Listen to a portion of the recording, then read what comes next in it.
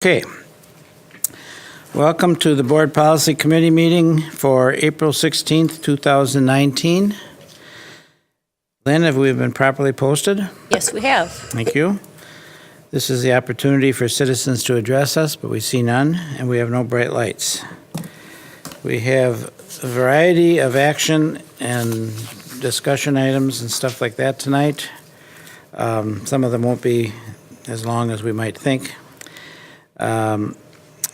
First, we have to have approval of the board minutes from our March meeting. Diane moves. I will second that. By the way, Barbara is excused for tonight. Any changes to the minutes?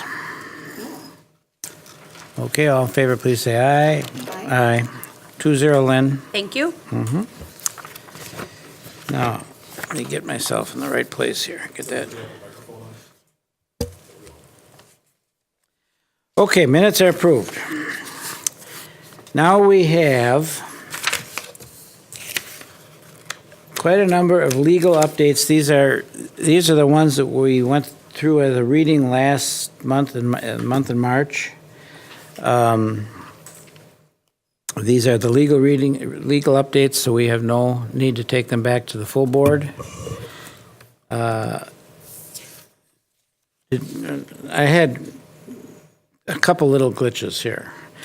One on, I'm going to have to find it. It's just a typo on 21, whoops, lost my place, 2131. Let me see if I can find it.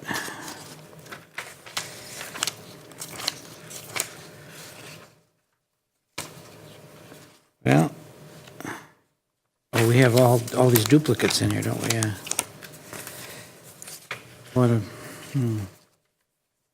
typos we can correct ourselves anyway, so. Yep. Passed it now. Didn't write it down, I just wrote a note there. Okay, 2111, 2131. Okay, you got it, Lynn? 2131? Right on top, in fulfillment of the district's mission, the word "is" can come out.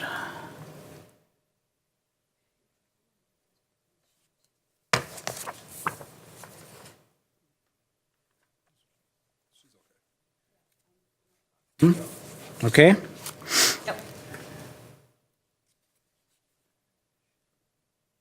Okay, and then I had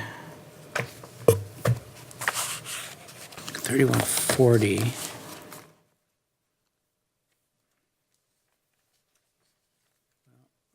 Right about here, 3120. Non-renewal, that one? Yeah, that's one I'm just trying to get to it because I had, I think I know what I was going to ask about that one. Oh, because in essence, it all looks like changes. And I just wanted validation that everything that's been, I mean, this is really a brand-new policy this week with a few exceptions, right? Yeah, it's rewritten to align with statute. So if you look at that, for lack of a better term, the cheat sheet, the legal update summary, under policy 3140, it's redrafted to clarify the process applicable to different types of employees depending on what they covered by 11822, and an administrator covered by 11824. So by statute, each position is defined a little bit differently, and there's a process for non-renewal termination that applies differently to the different employee groups. Okay. So that's really just cleaning that up so that. We worked with Chris Hedstrom on this. Yeah. Okay, and then the next one was right in line was 5111, eligibility of resident, non-resident students. So I just wanted to ask whether this is essentially what we're doing anyway. When I looked at it, it looked pretty familiar. It is. There was just a couple additions there. The district shall consider the students who are homeless or in foster care placement. There's been some new guidance around foster care, which is why that has been updated on the request of a student's parents, knowing that we've got a handful of students in the district that are 18 or over. They're considered to be adult students. We have to afford them the same rights. And that one we talked about, yes, previously. Okay. 5111, I had a question on F, item F there. A high school student who now resides in a different school district as a result of a reorganization under whatever, who has completed 9th and 10th grade at his or her former school district shall be allowed to complete his or her education at the former school district, provided the other district agrees. But we would pay? The school board of residence shall pay the student's tuition? Okay. This would be a reorganization of districts. I mean, that would be Correct. the space. So say, for instance, the Waukesha School District butted up against the neighborhood and one of our neighbors, and we were to annex that neighborhood, and the student was in the 11th grade, they would be able to. You're on, aren't you? I'm on, yeah. They would be able to access, their junior and senior year at that high school, yes. Okay. Okay. So that's an annexation kind of thing? That The would chapter be 117. situation that I could think of that would, Okay. where that would be covered.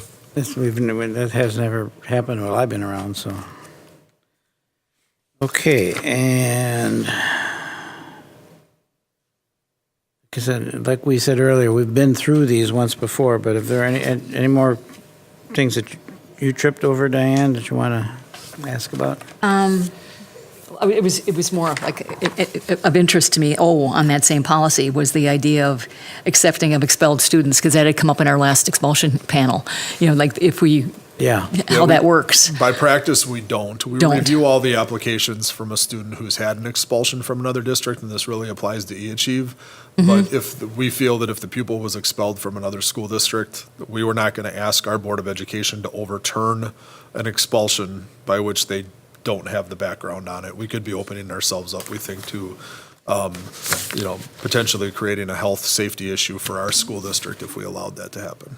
So the only way a expelled student could be enrolled in the district is if our board acted on that. We don't want to put you guys in that position. Which, like I said, it was good for me to read that again. Yeah, I had read it when we did a policy Yeah, discussion, and then there was a discussion about it related to expulsions, and it's like, I just read that, So, Okay.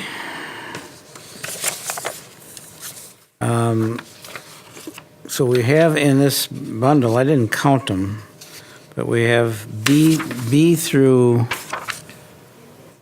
double B, and a number of cases where we have more than one policy under the same letter, so it's probably in the range of 30 or so policies. But we have up to X. Yeah, just up to X for the legal updates. No, I'm sorry, you're right. Just goes to X. The other ones are the recommended changes, yeah. Okay, sorry about that. If the committee wanted to, you could just make a motion to approve the legal update policies. Make a motion to do that. Dan, would you want to do that? I want to take Okay, a quick you look, got- sure. get you through all the way through to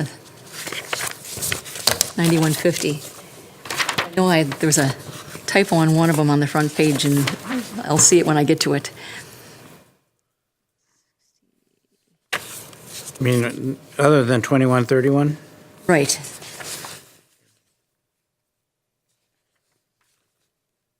Um, 8462.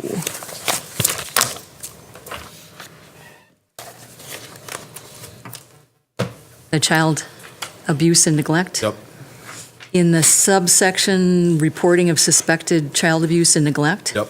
In the second line, a child HS instead of has, a typo. Oh, okay. So Apparently HS is a word because it didn't get picked up on spell check, so thank you for pointing that out. like high school. Like I said, I knew I had one in here, but I didn't make a note of it on my cover sheet, so. Well, and those changes we are just allowed to make, so Yep, exactly. it's good we do that, though. Looking at them, as long as they're taking the time to read them. Yep. Okay, That was the only thing of note, because we had discussed all of those last time. we did. I did not get any questions from any other board members in the time between last meeting and this, so. No. So would you make a move? I move that we accept, I believe it's 28 policies that, as presented under the legal updates. That's the whole bundle, right? And that's item B through X on our list. Yes, and I will second that. Any further discussion or questions? Not all in favor, please say aye. Aye. Aye. Opposed? 2-0, Len. Thank you. Okay, that was one big bundle. A lot faster than last time. Well, we got a couple more to deal with. We yet. do. Wait a minute, I want to put these out of the way, out of their misery here. Get down to the next recommended updates. Now these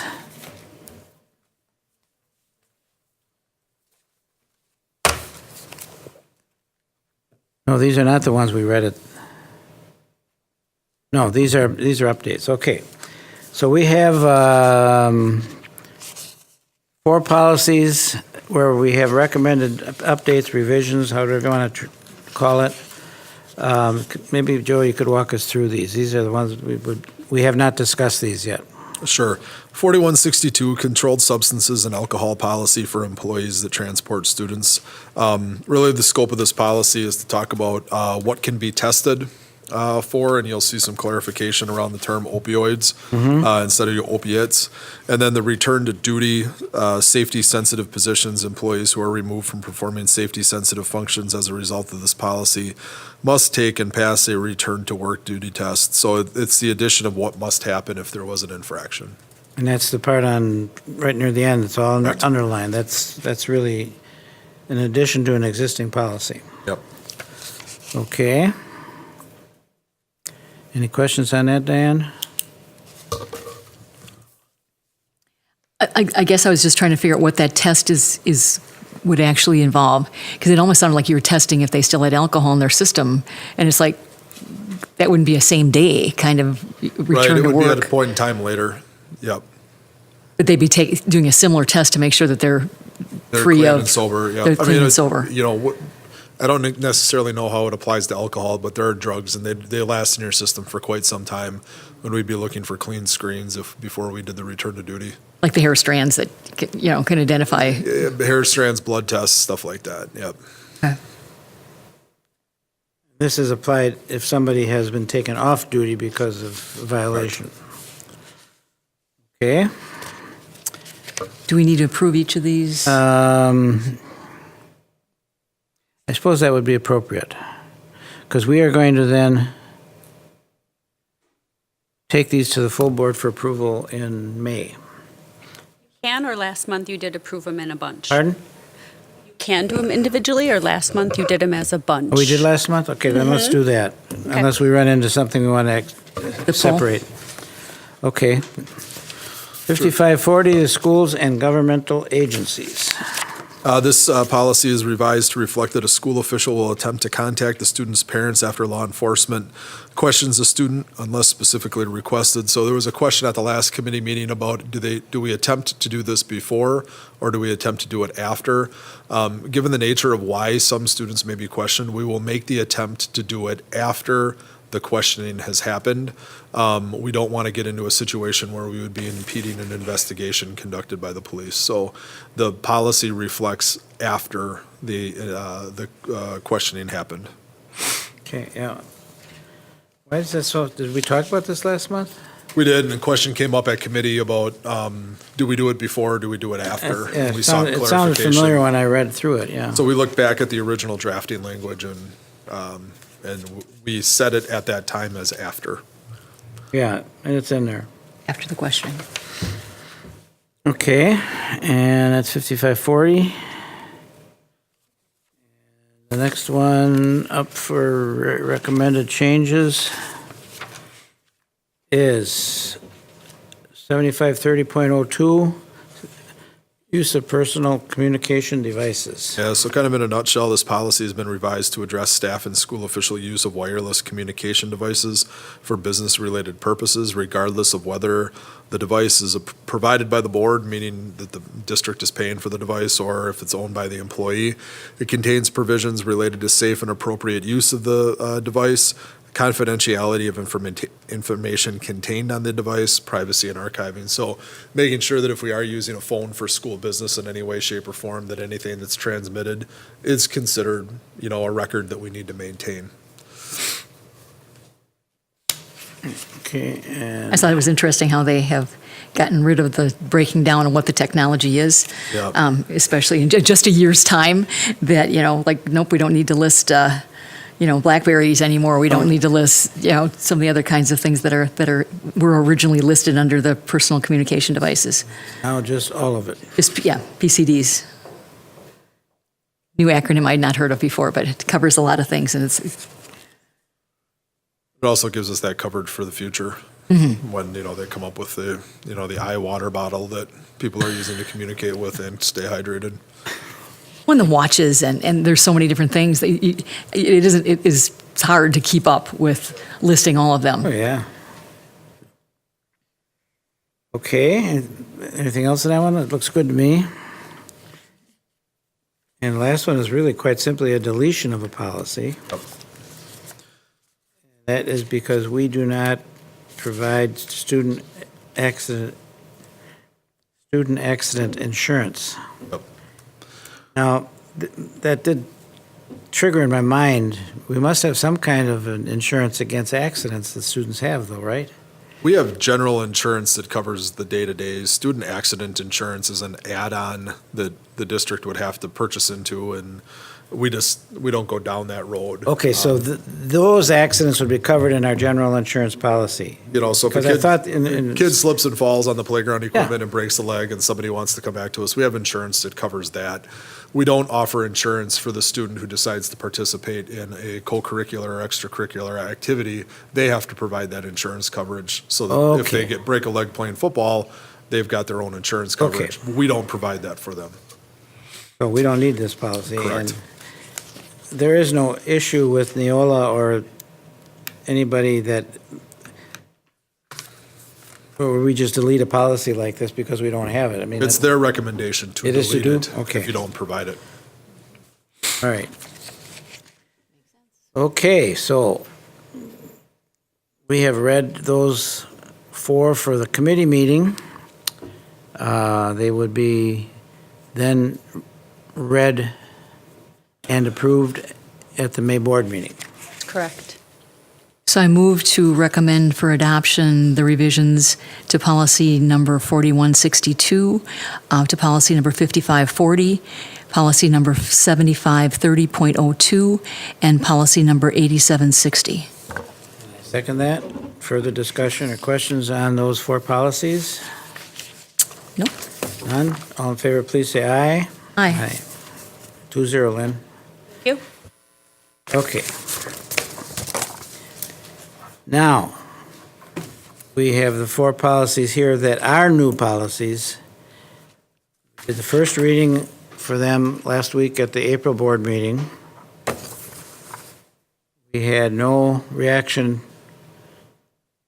The only one policy that we had any questions on, that I think is going to require some ongoing yes. discussion, is the school resource officer program. Yes. And I guess I would just ask that if the committee would be okay, that we would pull that off the agenda for the time being as we sort out the SRO contract and stuff that F&F is doing and some of the conversations that are happening at the Safety and Security Committee. So if it's possible to take that out of discussion for the time being and table it, we can certainly bring that back after we have some clearer direction. There's no urgency on this, and it was really a language item more than anything else, right?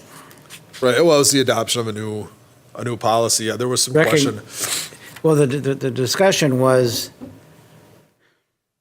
being interpreted as an SRO and a law enforcement are the same thing.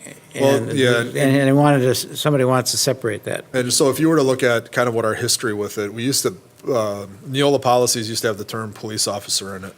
And then they changed that to law enforcement to cover police, sheriff, any other law enforcement type agent out of the government, FBI, whatever it might be. And so they went to a general term of law enforcement, but there was the question, or there's the discussion that's going on right now is do we maintain just an SRO contract? Do we look at private security? If we stay with the SRO contract, the policy could stay as it is, and continue to, have the partnership with the Waukesha Police. If we were to have a private security firm providing a level of security across the district, then we would be in a position where we would have to change the policy language. So it probably would benefit us just to put this on the table for the time being. Fine with me. That'd be something to make a motion to that effect? Well, actually, why don't you just recall your previous motion and, no, There's been no motion There's yet. been no motion. then all we have to do is make a motion for B and D. A, B, and D. These are discussion items. They don't require any action. We're in That's between right, full because board meetings. we're already gonna take it to the meeting. But if you'd like to mention the tabling of the other item, then I can get that recorded into the minutes. And then that's why it will not appear on the full board meeting in May, if that's okay. That's fine. So would that be a motion, or just as part of the discussion, we discussed tabling it? 8407 is just gonna be held off. Yeah, committee chair can pull an item off if they would like. Thank you. That's fine, that's a good way to do it. Okay, that takes care of A, B, C, and D, even though, C will be just held for future discussion. And we also have 1, 2, 3, 9, I guess, 1, 2, 3, 4, 5, 6, 7, 8. Legal updates that we have received. Don't need that. Legal updates that we have received, and we should go through a brief reading of those. And we would be taking committee action, which is all that is required next month. Yep. So, Joe, I'm going to lean on you again. Sure. And if it's okay with the committee, I'd just go through the summary document if I you're like comfortable those. with that. And, so policy 1630.01, 3430.01, and 4430.01, family and medical leave. These policies were revised to clarify that in circumstances where leave is governed solely by the federal FMLA Act, an employee may take leave intermittently or on a reduced leave schedule after the birth of a child or placement of a child for adoption or foster care, only if the employer agrees, as contrasted with intermittent leave based on serious health condition of a child where intermittent leave is medically necessary. So this allows, if it fits within the school district, for somebody to take off Thursdays and Fridays for their leave instead of requiring that they take a 6-week chunk, for instance, of leave time. The parenthetical part where they talk about as contrasted with intermittent leave based on serious health, that means they can get this one without that. Correct. If a child is receiving cancer treatment, for instance, the employee may take the leave as needed As in needed, order to okay. address the health. I didn't want to make sure that was just being deleted or anything. No. Nope, not at all.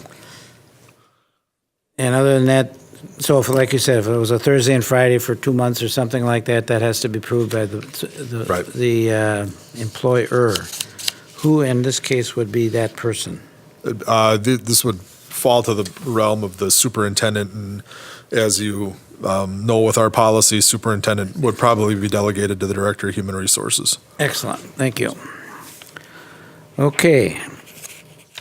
Entrance age. Entrance age, yes. Policy is revised to make reference to initial enrollment safeguards relative to prior expulsions and other conduct potentially denoting a violation of the student code of conduct. This is intended to assist in identifying students coming into the school district whose prior conduct justifies analysis of the student's potential threat to school safety and references other policies concerning the code of conduct and prior expulsions. Cross-references to other pertinent policies have also been included. So there was a package of policies released that align to the new regulations around school safety. So if you remember back about a year or so at the state level, they passed, several laws that talked about threat assessment. That's, a lot of the stuff in and around the time the safety grant came out, safety grants came out, they made some adjustments to the laws to put some criteria in place for school districts, and this is an adjustment based off of those updates. And again, these are legal compliance issues, so they're ones that we have to do. They will be in place. Yep. May I ask some questions about Yes, the other things that are in absolutely. here? It looks like it's saying that students must be immunized to be able to That's mittens. That's currently the rule. Otherwise, you need to have the waiver signed. And the waiver is based off of either a health or a religious reason, I believe. But especially in light of the current measles outbreak, Yeah. et cetera. You know, Right. this is the policy that would address the fact that the school of Waukesha expects immunizations to be on file We unless something. expected, yeah, but we do have to allow for the waivers when appropriate. We also are working with the Department of Health as it pertains to this measles outbreak to monitor where the measles outbreak is, to communicate to families. For instance, we have some field trips that are going out of state. We're sending communications out through the schools to parents to let them know that, the destination that the kids are going to is a measles destination. I don't make that sound like it's a resort or anything, but that there have been measles outbreaks in those areas. And then also we have, certain safeguards that we can put in place if there were an outbreak in the area to help make our school environment safe. But a lot of that comes as an order through the Department of Health. There's some other reference in that initial entry section in Part D about having a school entry health exam, and I wasn't sure what that language was referring to. Like in the second paragraph there, after the immunization paragraph. Let's have a school entry health examination. Each child who is entitled to admittance into a public school in the district must have a school entry health examination. I'd have to look at what policy 5310 says. I don't have that in front of me right now. Again, this is one of those legal updates that, hold on one second here. Health services, I'm looking at it right now. Oh, okay. Oh, yeah, it's the next one in order.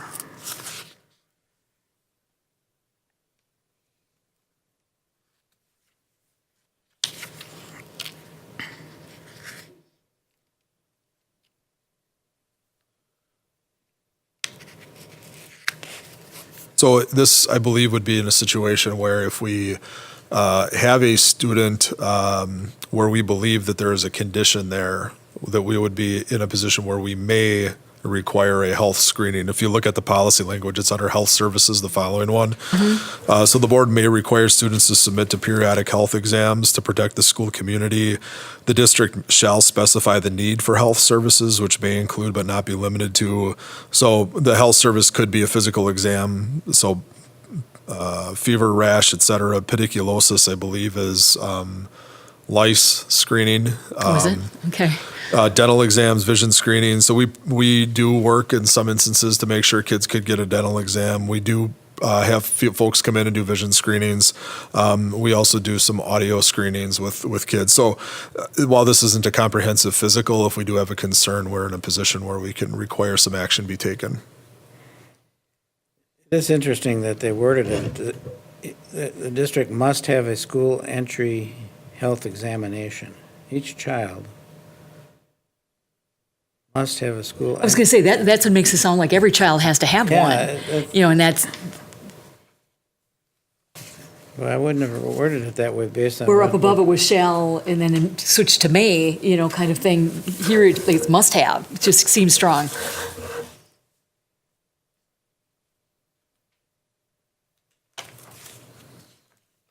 Child who is entitled to admittance into a public school in the district must have a school entry health examination, period. Now, it does get iffy in the next sentence, but it's very specific in that first sentence.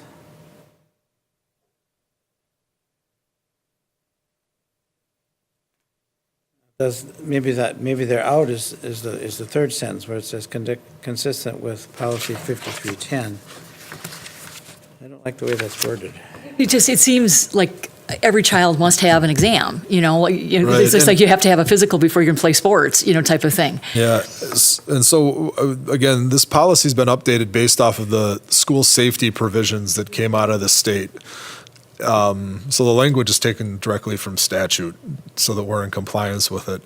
How this is going to play out on a regular basis, I think, is going to turn into a case-by-case situation where, for instance, if you had a student who came to school and it looked, upon appearance there was head lice, you may have that student go get screened for lice, or if they were demonstrating fever, rash, if they had something that was Pink eye. concerning, pink eye, you may have them then go to the doctor in one way, shape, or form to to have a medical examination. The health services that we provide in the district, again, under 5310, we make sure that we're in compliance with this, which we currently are. The addition to this 5310 is, any health service program should also include instruction to staff members on the observance of students for conditions that are indicate signs of physical health conditions which may be pertinent to the student's ability to fully access the district's programming. Really, this boils down to special ed 504 evaluation stuff to make sure that we're doing our due diligence to evaluate and provide supports when needed. I don't have a problem going forward with this, but is there a way to tell Neola that word must is just out of place? Well, I'll have Lynn look into that with Richard, and just review the language it's because inconsistent with the rest of the paragraph. And Well, especially the notion of initial entry. It's like before you're going to be able to get into the school, you must take this right, health exam. I have dealt with there's a lot of contradictory statutes that fall into policy and procedures in school districts, and I think that this language stands in contrast to, for instance, how you're required to serve homeless kids from the federal level, where you have to enroll them without delay. So the language, we'll talk to Neola about the language that's in here. If I were a betting person, I would bet that they would tell us that this comes directly from statute, and this is how your elected officials decided to word this. So, but we will look into it. Yeah. I'm not disagreeing with your concerns about the language at all. Yeah. Okay, 50, okay, Diane? We can go on. Like I said, when I read it, it just I agree hit with me you. the wrong way. I didn't read it that way, but you're right, now I do. And when I continued reading, just the district does not have any early admission for 4-year-old kindergartners. There's a lot of things in this that isn't part of what we're reviewing, but Right. it's still significant to a lot of people in the district. Yep. Okay, 5310 is just the next step in this, I think. Yes, it's referenced in. Yep, 5310 has been added as a cross-reference in 5112 regarding optional student health exams and reviewing the policy in Even conjunction. there it says optional. Yeah, But you must have them. right.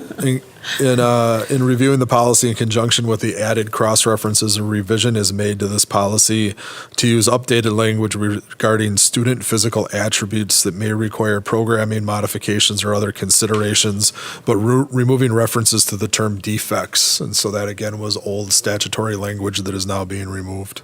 But in the context of this, from the 2006 version, it talks about physical disability, not defect. Is that what we're referencing? The line that's being scratched, the two words that are scratched out are physical disability, not defects. I'm sorry, please. Okay, as we're looking at which page are you on? 5310. Yep. There's the two words are in red that are being deleted, physical disability, and this is removing references to defects. It says defects in quotation marks. Yeah. But that's not what's being removed. It's the words physical The word disability defect that's being isn't in there removed. anymore.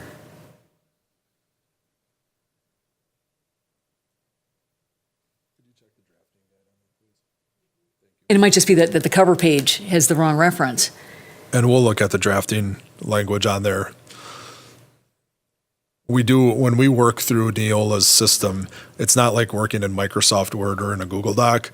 Their system has sometimes some tricky, it interprets what you're trying to do sometimes differently. So you may be trying to delete something and it comes in a strike through as an add. So it might come in as green and underlined. Physical defect or disability is in the original Neola policy. When we adopted it in 2017, we didn't put the word defect in there. We were ahead of our time. Yeah. Yep. Okay. Yep. So we're, So probably just on that sentence summary isn't even paragraph. necessary for us, quite simply. Yeah, the So- summary paragraph it just references what we had already gotten And I rid of. will update the notes on here the next time when Okay, it does that sounds come good. back. So, So 5310 is good. thank you. 5500.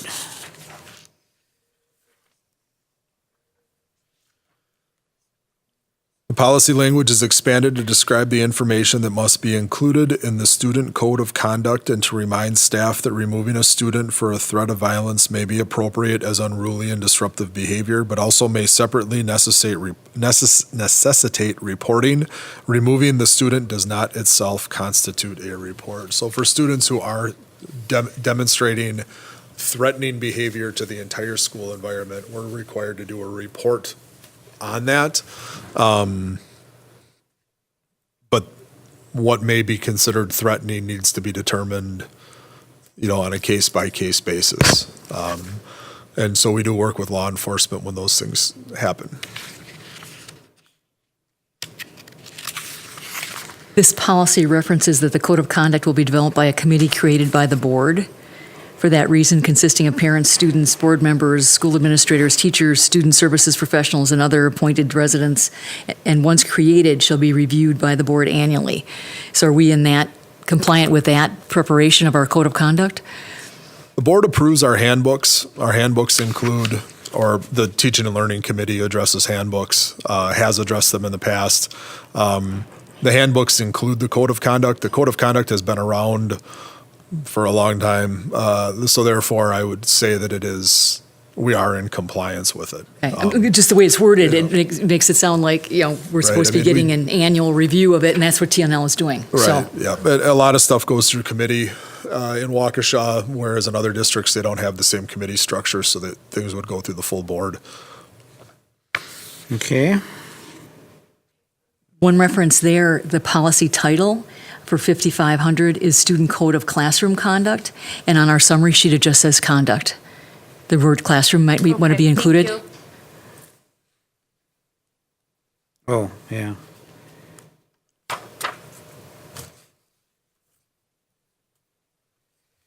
And again, this is new policy language, so if we do need to review how that code of conduct is handled, because what you see there underlined is new language, we then, we may do that if that comes as the direction of the board.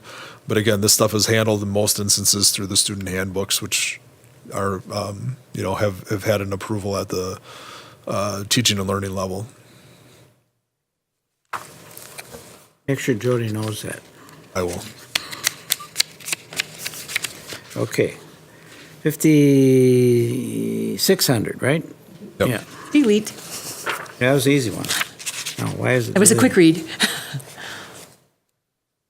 Well, it's redundant. Yeah. Okay, 744001. Wait a minute. Yeah, our order on the sheet is different than the order in the Okay, that's all packet, right. but No problem.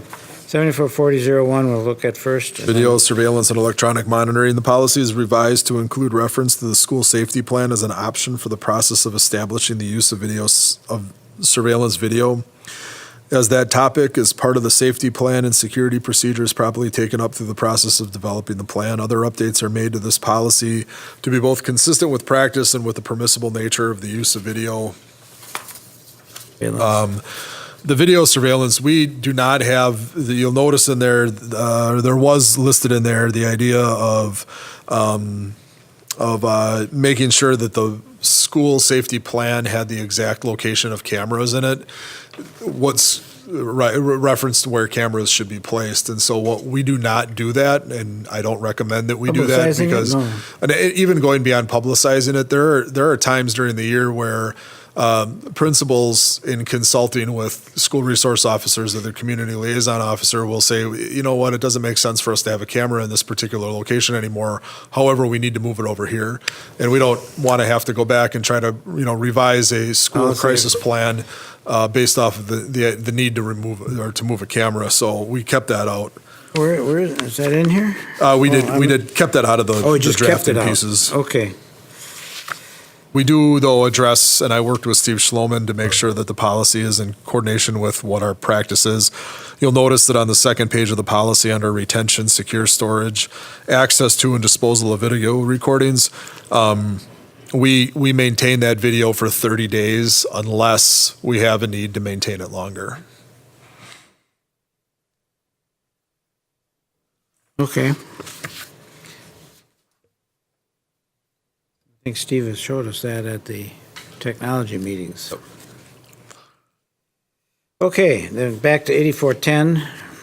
8410, crisis intervention, it's been revised to include only crisis intervention and references to crisis intervention, topics, guidance, et cetera. Note that the school safety components have been incorporated into the emergency preparedness policy, 8420. That policy is explicitly limited to crisis intervention as it relates to individuals exhibit signs of stressors that may be indicative of potential crisis or threat. So if you look at policy 8410, crisis intervention, it really talks about what we're going to do for an individual who is in crisis. Did this get into one of the concept of splitting it into two policies? It didn't really get into the why, other than that 8420 school safety talks about a much more broad plan that we have That's in the next place to one. address it. Yep. Yeah. So rather than having them in combined, one is more specific, okay. And again, these go back to the legal update for that came out of the school safety legislation that was passed last year.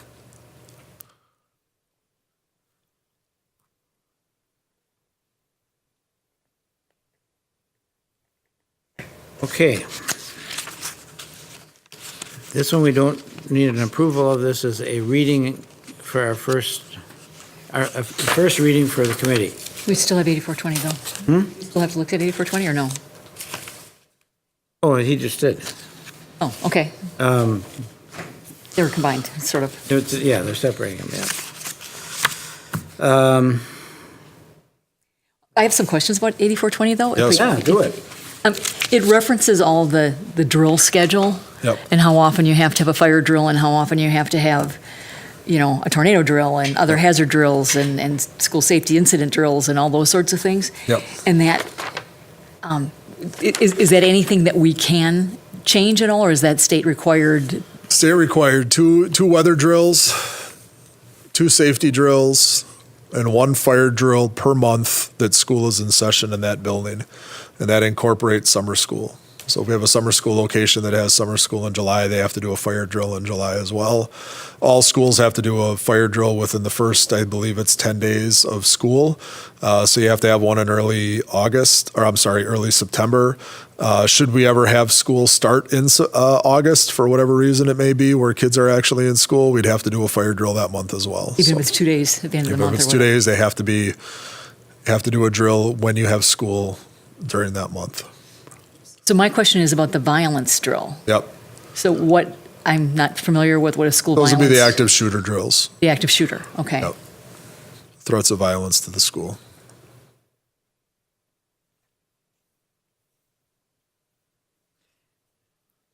And it's every month they have to do those. It's turning into that, yes. Even the tornado drill, which is. No. It's The just tornado drill is 2 a year. 2 a year, okay. Yes. That's usually done in April, isn't it?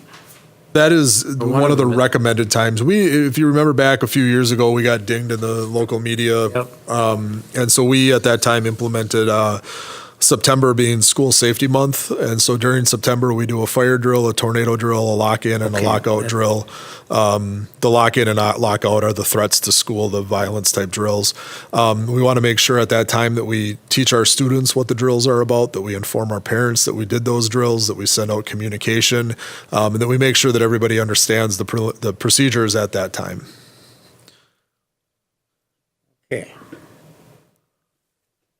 Anything more you had questions on this 8420, Diane? Well, it was just if there was any wiggle room in terms of not having to have them, but you're saying even if there's 2 days in August, you'd have to have a fire drill, which. Right, I believe, just, yep. It seems excessive, especially when they're saying that there hasn't been a fire that caused significant damage, et cetera. There hasn't been anybody who's died in a school fire in the country. I believe it's been in like 60 years. And they attribute that to 2 things. One, when fires happen, kids know how to get out, so they know the drills, and the drills are ingrained. And the other thing is better building materials. Schools are built out of more concrete and brick now, more metal interior than they were wood back in, 50, 60 years ago. There have been people who have talked about, do we need to do safety drills to to that same degree. Do you Right. need to do a lockdown or a lockout drill every month? If it's written in statute, we're required to do it. And so our elected officials in Madison can put rules in place that we must adhere to. It's basically Madison has made this. This is not a federal. Right. This is a state. There's a state statute, and then there's a recording form that comes with it, and we have that at all of our school locations in the safety building every year. Remember that from the safety committee. Boy. Okay, now that one, okay, we already said that. Gonna come back to policy and then go to the reading, wait a minute, let's see. No, we're just approving it, we don't take it to full board, Right. Correct. correct? These items will be back in May for May. its committee's approval. Right. So this is just review. There's no motions First reading necessary. on them, yep, to discuss. Well organized here, Lynn, I like that. Okay, recommendations for future committee meetings, anything new? Like back off? I think, I think the only thing, and maybe it's something that, as we take a look at legal updates and other stuff, it would just perhaps be a discussion at the committee level as to how we would want to go about grouping this for the full board. There was, at the full board meeting last month, there were, 30 some odd policies that we read and went through with the whole board. While nobody actually came out and said it, I think that the board members were inclined to trust the committee's recommendations and seek approval without having to entertain one at each time. And if that's the case, perhaps, after the board reorganization meeting here next week and everything else, we could talk about what items perhaps could go on the consent agenda for approval. And then what items we would want to entertain individually. So kind of the difference between, recommended updates or legal updates versus new policies Yeah. for the school district. And Because we still don't want, we want to be careful not to leave the impression that we don't want everybody knowing about these things. Correct. We want everybody to know about these things. correct. And I think that, at the last, going into the last, board packet, when you put the, the memo to everybody, make sure you read it. I think everybody did a good job reading it ahead of time and just Apparently. making sure that, any questions that come up, can come to committee in a timely manner and the committee can address those questions and stuff. So, Yeah. but I mean, again, that's a decision that the board would either be Well, comfortable with. I or would not. like, eventually we want to get into that because I think we want to we kind of promised the board when we went into the policy that changed where we're going to do all this stuff, that we were not going to hide stuff from you. Right. It'll be there for you to know about. We'll remind you. Right. So that's what we need to get done. Yep. Yeah. And I think when we did go down the Neola road, we did so to try to create some efficiencies, especially some insurance that we were always on top of policy. That's working. But it is, but when you run into waves where, the committee and then the board have to address, 30 to 70 policies, you want to make sure that that's respective of everybody's time. And could people be informed through an update, or do people need to be informed through a detailed reading at every committee or at every board meeting? And again, that's the comfort of the board. Well, I think everybody receives the full packet. Absolutely. Right. And I think the summaries that you give, this is the change that's pertinent in this Yeah. one, these are the new ones that we really need to focus on, et cetera. I think that that's really making it efficient for us to review. Yes. And even more efficient for them to just, trust our judgment and the kinds of things that come up that would need further discussion. Do we get those little paragraphs from Neola? Yep, they come right from Neola, and that's why sometimes you'll notice a bit of inconsistency between. The defects thing, Little yeah. glitch, yeah. that one there. Because we do get that straight from Neola, and as Lynn mentioned with that term defects, when we drafted our policies 2.5 years ago now, there were points in time when we were going through the original template and we were saying as a district we reject this, but Neola, that didn't mean that Neola took it out of their entire policy recommendation. No. And so you'll see that there were some things that we had on the books ahead of time where you're looking at a handful of policy revisions to a specific policy. And Neola may be saying change this too, but we never accepted that as as an original That's part when of we it. had So those little X's that we could fill in the yeah, blank. X's and, the number of choices and everything else. We may have done some work on the front end of the editing that you'll see, that form with the summaries in your packet. And there may be something in there that doesn't necessarily correspond to what is in the policy. But what we're doing is making sure that you guys have the language that Neola is recommending to us and also how that's going to be written into the Okay. policy. So there could be some inconsistencies there and we apologize for that, but it's just it's, again, we're working through 70 some odd policies right now, and we appreciate your eyes because I know that they've already gone through another assistant superintendent's eyes. They've had my eyes on it. They've had Lynn's eyes on it. Sometimes they have a committee eye on it and we miss a typo and You do pretty well, considering. Considering the amount of paper and the amount of words. I can't imagine. It's very well done, yes. So how many more do we have in the hoppers? really we're winding down at the moment. We anticipate though another update in June. So, we'll get that update in June. We'll take a look at it first. We'll bring Richard in for a meeting and probably begin entertaining that as a committee in August, September. If there's anything pressing in there, we may still utilize the bylaw that allows for a one reading approval. And Or we want to waive it, you mean? we want to waive. Get into effect for the beginning of the school year kind Right, of so thing? if we see something in there that, Yeah, needs to be in that's- place by September 1, Yeah, we'll, once in a while that comes up, if you have to have something in by the beginning of the school year. Yep. We've never had an issue with it, so, the waiver, usually. Yep. I'm going to vote against it. Waiver. We'll see. Okay, we're all done. we are done until, I didn't look at the date. Lynn, can you tell me? May 21. May 21st. May 21st. Thank you. We're adjourned.